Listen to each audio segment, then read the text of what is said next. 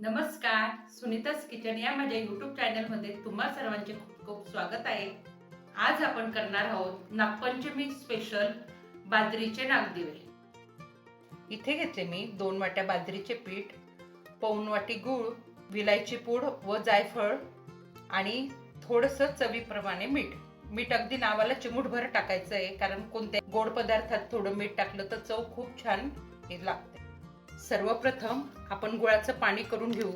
त्यासाठी घेते मी इथे 1 वाटी पाणी। आपलं लवकर होण्यासाठी मी इथे पाणी उकळूनच घेते, म्हणजे गुळ लवकर विरघळला जाईल। सर्वप्रथम आता आपण परातीत बाजरीचं पीठ घेऊन घेऊ। त्यामध्ये टाकू अर्धा चमचा विलायची पूड। गुळाचा पदार्थ म्हटला की त्यात जायफळ आलंच। गुळाचे पदार्थ जायफळामुळे खूप छान लागतात।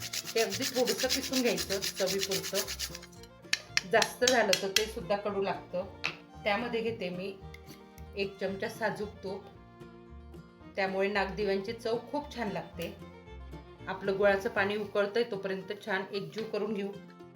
इथे घेतलं मी अगदी चिमूटभर मीठ। बघा, इथे गुळाचं पाणी उकळलं गेलं, गुळ पूर्ण विरघळला गेला।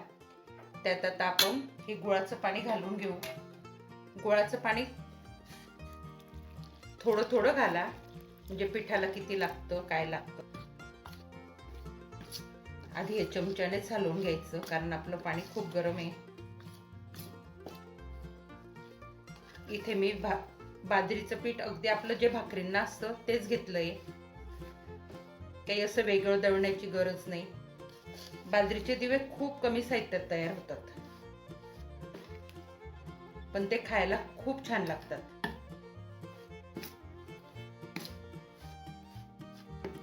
बघा, अजून आपल्याला पाणी लागणार आहे। अजून थोडंसं पाणी टाकून घेऊ।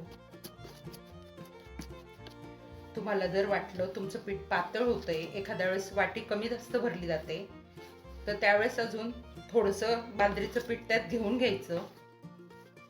बघा, मला पाणी अजून लागणार आहे। माझं 1 वाटी पाणी पूर्ण लागून जाईल।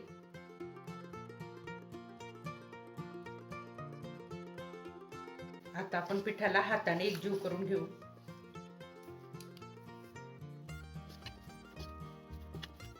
पीठ अजूनही थोडं गरमच आहे। हे पीठ चांगलं 4-5 मिनिटांसाठी असं मसळून घ्या, म्हणजे आपलं पीठ छान एकजीव होईल आणि नागदिवे सुद्धा खूप छान होतील। बघा, इथे त्या पिठाला थोडं आपण तेल लावून घेऊ, म्हणजे आपल्या हाताला पीठ चिटकणार नाही। मी इथे जवळजवळ 4-5 मिनिटांसाठी पीठ असं छान एकजीव करून घेतलं। आता एक आपण 5 मिनिटांसाठी हे पीठ राहू देऊ। मी नागदिवे ठेवण्यासाठी इथे चाळणीला असं तेल लावून घेतलं। आता आपण नागदिवे करून घेऊ। इथे हे पीठ अजून एकजीव करून घेऊ। फक्त एक 5 मिनिटांसाठी पीठ ठेवायचं, नाहीतर हे पीठ अजून कडक होईल। आता आपण या पिठाचा असा थोडा थोडा गोळा करून घ्यायचा। त्याला हे असं करून घ्यायचं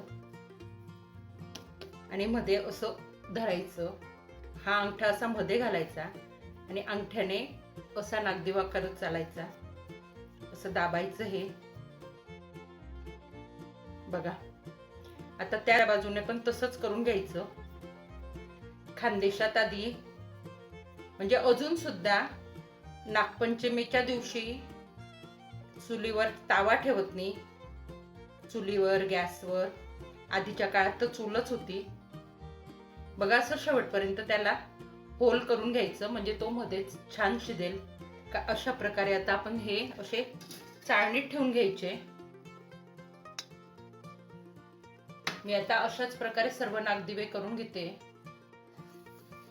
खानदेशात तर अजून सुद्धा नागपंचमीला शेतात सुद्धा कोळपणे वगैरे काही करत नाही, कारण की नागाला सुद्धा इजा व्हायला नको, कारण नाग हा शेतकऱ्याचा मित्र आहे।